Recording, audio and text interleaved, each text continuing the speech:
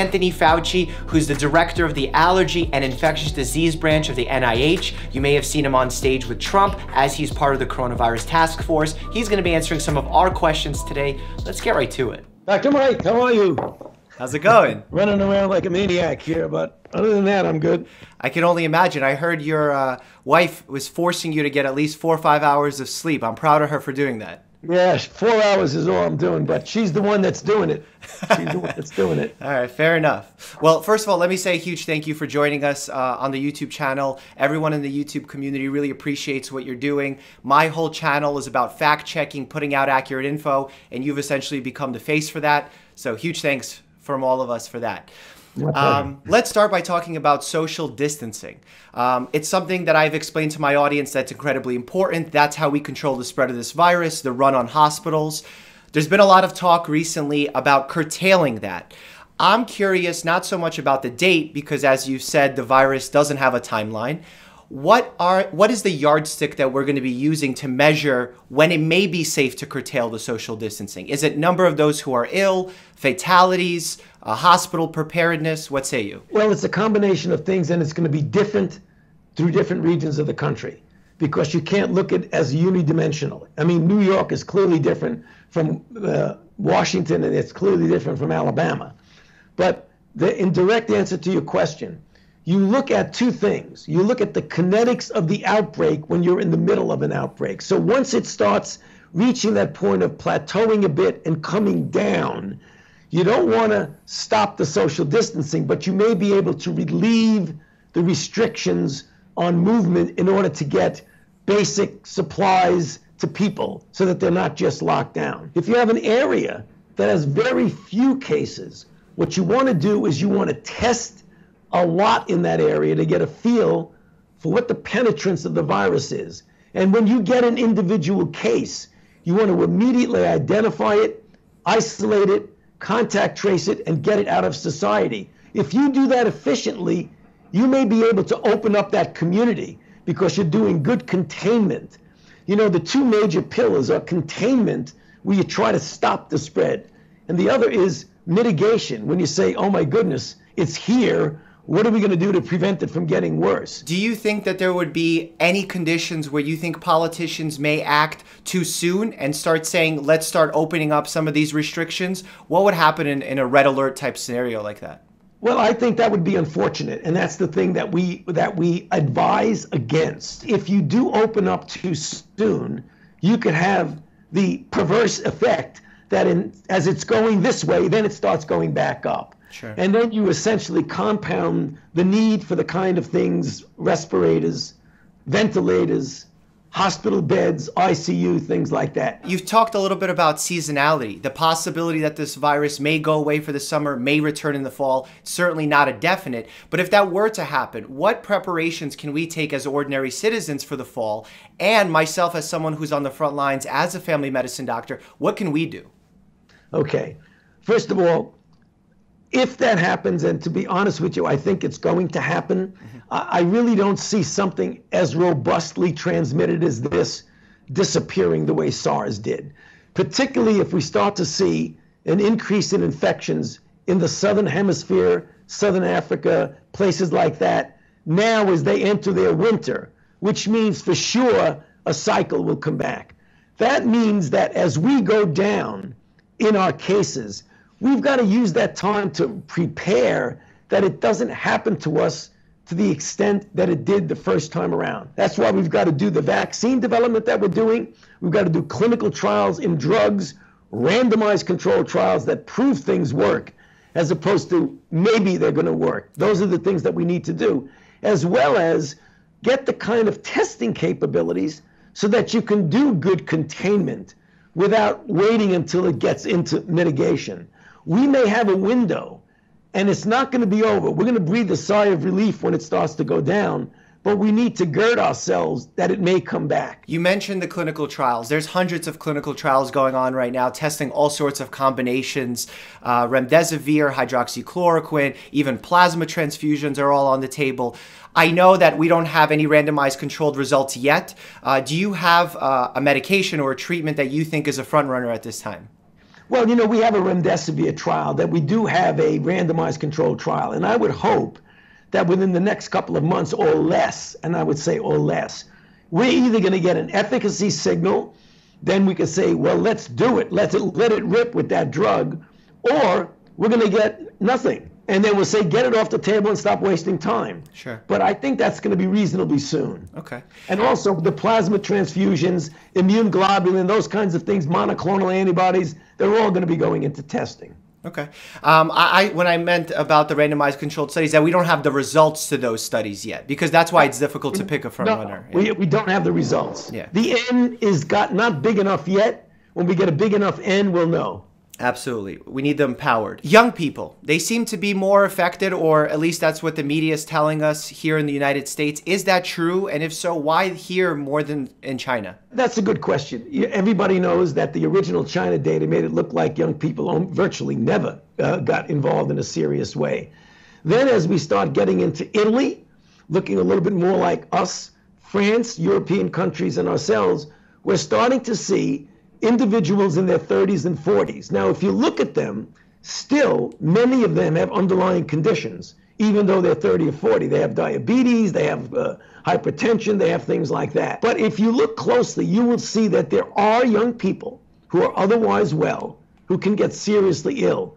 So we need to forget this, that if you're young, you're good to go, you have no problem. There are two issues with younger people you need to consider.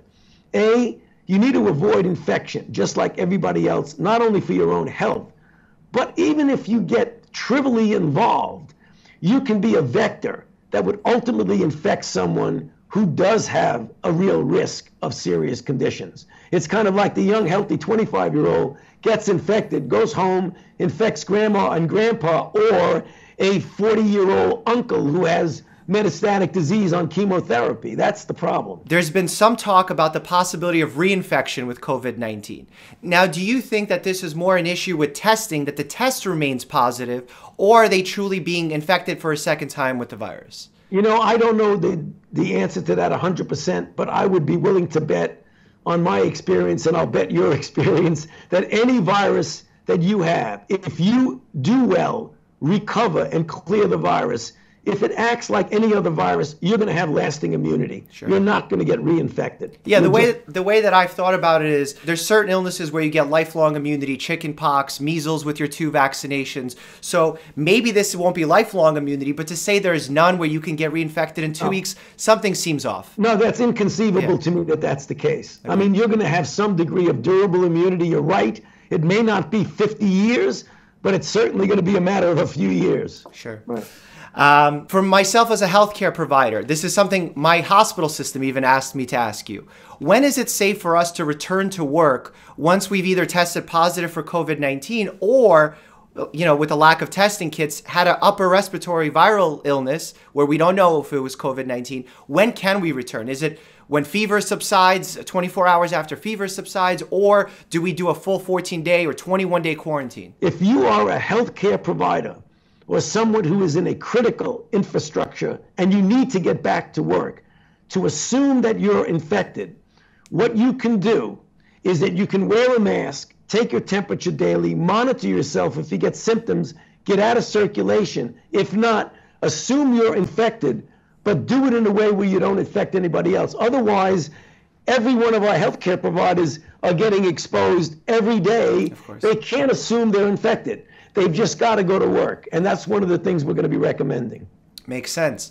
That brings me to the topic of personal protective equipment, N95 masks. As recently as last week, my hospital was in need of these donations. I actually went on a journey to purchase $50,000 worth of masks myself from construction workers and was able to donate them. Why do you think there's such a shortage? Obviously, there's huge demand because we need to constantly be using these masks. New York Presbyterian Hospital System, they use 40 to 70,000 masks a day. But do you also think there's an issue of hoarding here or some sort of customs issue of getting these masks shipped over? It's a combination of all of the above. So one of the things that we really got to get away from was we got to make testing in a way that doesn't have the tester consume PPE. PPE should be for the people who are taking care of sick patients. And right now, we've got to have a system where a person can stick the swab in, put it in the vial, give it to somebody, and nobody puts PPE on, so you don't waste it. That's the first thing. The second thing, we've got to keep manufacturing it at a very, very high level. I mean, there was no anticipation that it would be so many people would need this. So we've got to get people who don't need it to not use it, and we got to get a lot more for the people who need it. Speaking of those types of quick testing, for point of care testing, for those rapid tests, do you see that coming sooner rather than later? For us in the family practice setting, we have the influenza swabs that in 15 minutes we have an answer. Is there something like that on the horizon? Yeah, I mean, I was at the, I go to these task force meetings at the White House every day. Yep. I was at one last evening.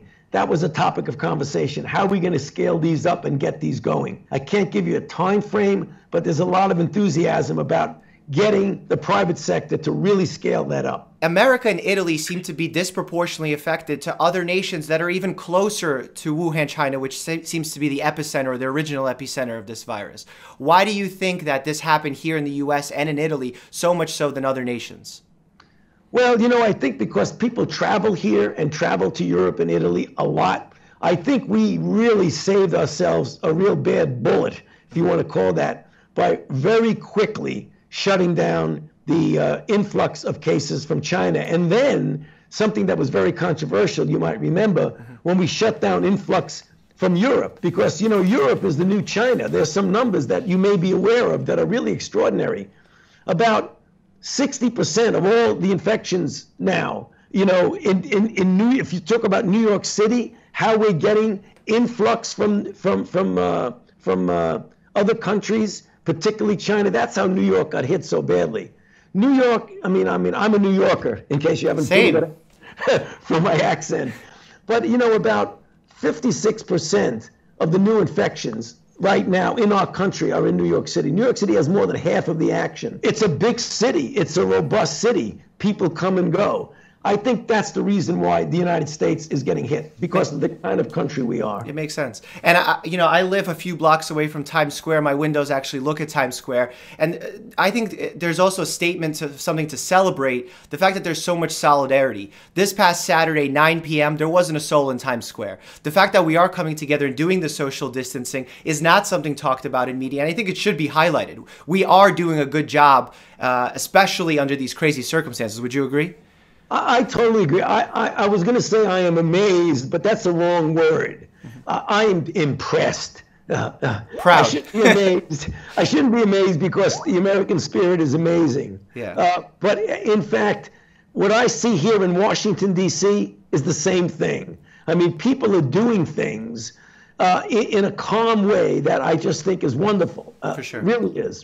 Agree. And my final question is, any guidance for us as physicians, and what role do you think it plays in filling out death certificates? I filled these out before for my patients when I've done death pronouncements as a resident.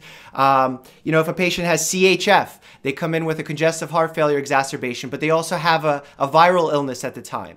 What should go on the death certificate? Is it clinical judgment, and what role do you think that plays in the numbers? I think it's going to influence the numbers. I think you've got to make it clear. If someone obviously goes into it with the acute respiratory distress syndrome and dies on a ventilator, that's coronavirus disease. Sure.